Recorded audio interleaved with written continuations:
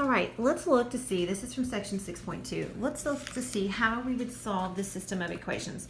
Notice if you have three variables, which I do, you have to have three equations.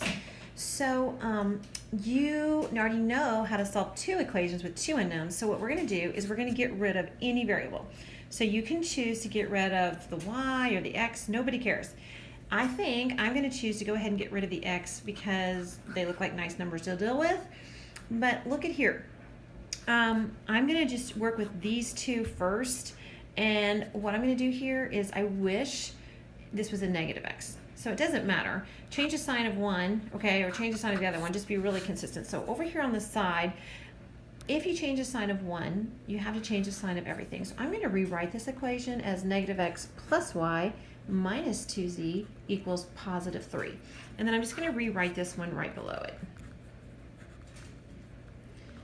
Now notice if I add straight down, my x's are eliminated, which is what I wanted to do because I wanted to get rid of one variable. So I have here 3y. What does that give me? Z, because negative 2z plus 3z is 1z equals 7. So I've got that right there. Okay, now that was working with these first two. Now pick any other two, and we're going to get rid of the x again. So I'm just going to choose the first and the third. No good reason, okay? It's what I chose to do. So since this is a 2x, I really wish this was a negative 2x. So what I'm going to do is I'm going to take the top and I'm going to multiply everything by negative 2. So that's going to give me a negative 2x, and I'm going to write it right below this one. That gives me, what, a positive 2y, a negative 4z, a negative 2, and a negative 3 is positive 6.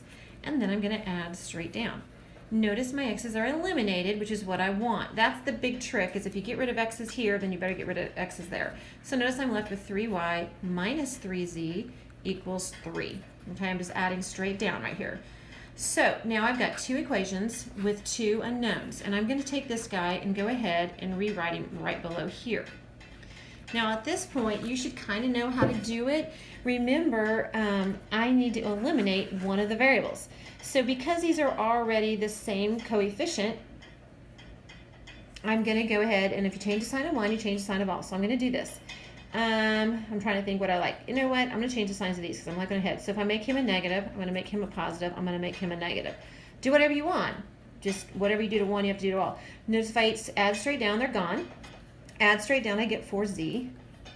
Add straight down, I get a positive 4. So I can see z is 1. Okay, isn't that super duper? So I already have 1. Now the easiest thing to do is pick one of these, and that one just looks nice to work with. Plug in your z, because you can see I'm going to get my y really quick. We just found that z was 1, so I'm going to substitute that in. So I see 3y is 6, moved him to the other side, so y is 2. So look at that, I'm already done. So now I'm going to take these two, pick any of your three equations, plug it back in. I'll just take this first one because he looks really nice. But it says x minus y, and I'm going to copy them down here so you guys can see this. X minus y plus 2z equals negative 3. That was it. So look, my y is 2, my z is 1, and 2 times 1 is just 2. So I've got that. Those cancel, so I see x is negative 3. So my ordered triplet, make sure you put x, y, z, is negative 3, 2, 1. So there you go. These weren't too bad because I'm dealing with lots of 1s and 2s, but the whole idea is just the same. And I'm going to do this whole problem here on the next video, but we're going to do the Gauss elimination method for 6.3.